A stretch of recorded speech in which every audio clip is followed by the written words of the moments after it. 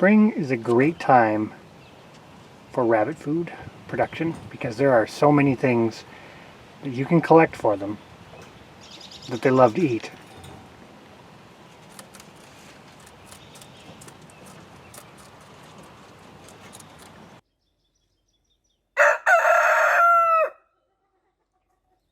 Well, it's spring. We're getting to the end of May. And this is a super abundant time for food if you are raising rabbits, because there is a ton of wild, naturalized food items that are readily available right now. So we figured, even though we've talked about this before, why not film some of the things that we commonly collect for the rabbits and kind of talk about it a little bit. This is potentially a little less about rabbits and a little bit more about rabbit food. So this is what it looks like in behind our barn. As I scan around, you can see everything is super lush, super green. There's a lot of food here, and although we will at some point likely let the sheep out here to graze, at the moment there is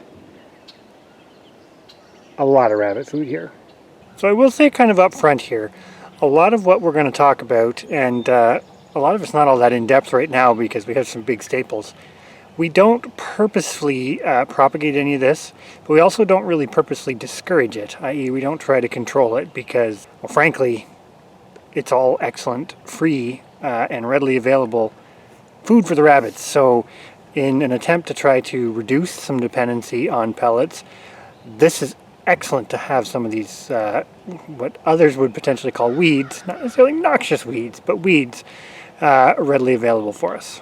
So for us, the real big winner on the rabbit food front has to be burdock, common burdock, which is this plant here.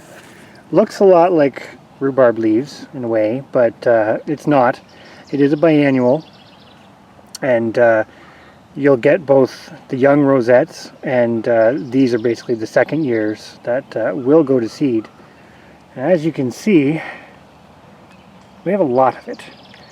The nice part about this particular plant is because of the deep taproot, even when we get into periods with a little bit of a drought, I'm not going to say severe drought, but a little bit of a drought, it continues to produce. We will still get greens off this. Now, of course, with any kind of weedy type species, and I say weed loosely because it's edible for humans and livestock, but it does produce these little seed pods. And of course, these little burrs, as many people know them as, are horrible in the late fall, kind of early winter, and they still persist now.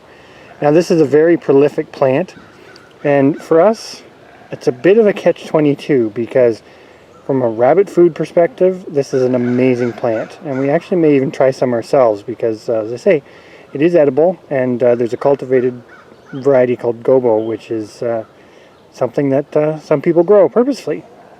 But with sheep, the seed pods are a bit horrible because if they get into the fleece, it causes a bit of a nightmare. So common burdock is a superstar and a nightmare all wrapped up in one. Essentially what we've done, or what we do for the most part, as I say, we don't encourage these. We're not purposely propagating any of them, but we don't discourage them either. We have parts of the property that we are more tolerant of, I guess, if it does happen to go to seed, because like this area behind the barn, we might let the sheep out here in the early spring, but we probably won't let them out here later into the summer and into the fall when the burdock is a problem. So if it reseeds itself back here, that's less of a concern for us than if it does in some of the other pastures. Now, the sheep eat it. So if we let them in here long enough, this will disappear, and we wouldn't have it as a rabbit food source. So when you have multiple animals, sometimes you do have to think a little bit where you want things to be growing. And you could potentially encourage a species like burdock to grow where you wanted it. And in the future, who knows, we may end up having to do that.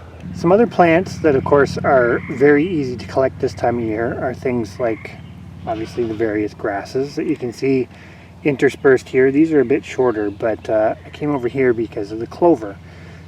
Clover's excellent, but it's a bit hard to collect. For us, it's not something that we can collect in large quantities. So they tend to get this as a little bit of an extra treat in some handfuls with some of the grasses, the burdock, and some of the more robust weeds and whatnot that we feed them. But it's a great addition. This is one that we would actually encourage kind of even in our pasture situations, because it's a target species for everything. Now, one that they don't eat is the creeping Charlie, which we have quite a bit of, as you can see, and we have some areas where we have a lot of it. Now, some of the rabbits will eat it to a point, but it is not their favorite. It's not the sheep's favorite either.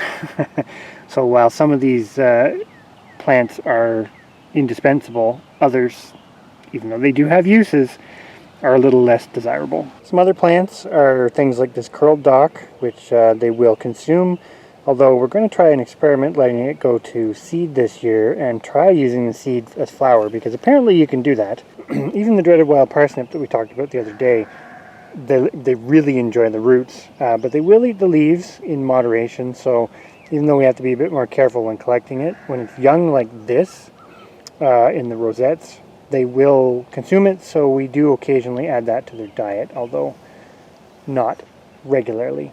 Another one that's sort of a seasonal treat is this bedstraw. The rabbits actually really like it. It doesn't tend to grow back profusely, but you get a lot of growth in the early spring, so while it's here, we do grab handfuls because we get it fairly prolifically in some areas, but this is not something that we can typically rely on to feed them year-round. Grasses are kind of an ever-present one. The rabbits will eat them pretty much at any size, whether they're quite small or even when they're fairly long. As long as they're still green, they absolutely love it. And although these ones have gone to seed, this is another plant that everyone is probably very familiar with, is dandelions. The rabbits absolutely love dandelion greens and flowers, so this is one we do somewhat encourage, as you can see from all the dandelion heads behind me here.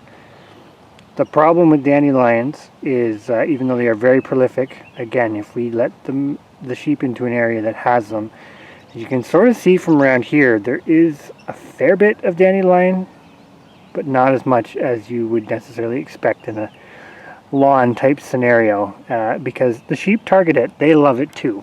And another one that's super simple, although we don't use in great quantities because we don't tend to prune a lot in the summer, but is some of the woody vegetation. So Manitoba maple in particular is one that we do prune from time to time, because we have lots of Manitoba maples in places that we don't necessarily want them to get well established.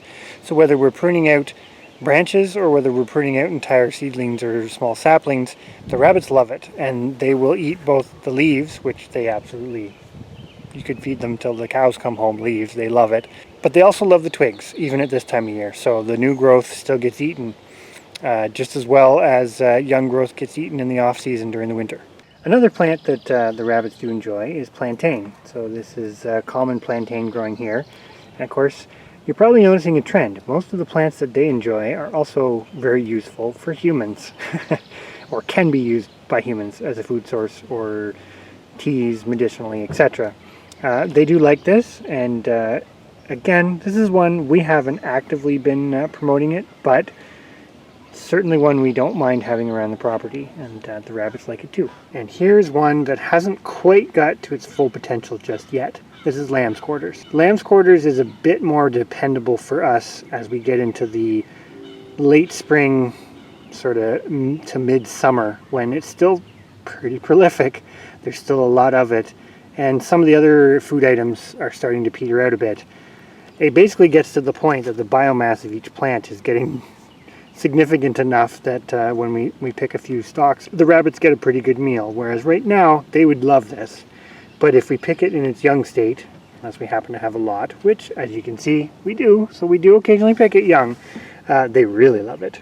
So this is another one of those all too common quote-unquote weeds that again, we eat it as well. We like it in this state too, but we do find as our gardens get going a little bit into the summer, it can become a bit much, and having the rabbits to eat some of that sort of significant growth that we get from it is great.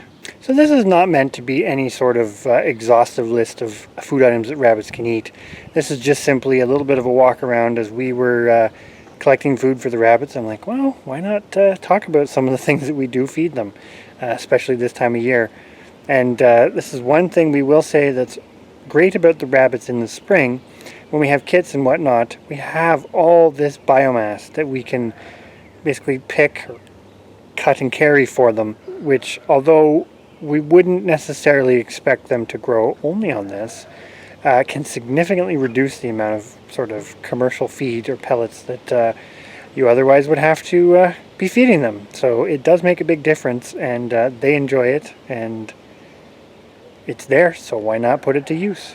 Definitely something to consider if you're raising rabbits on a small scale. That can you can certainly take weeds or other natural/naturalized vegetation and put it to good use feeding your rabbits. And generally speaking, they will very much appreciate it.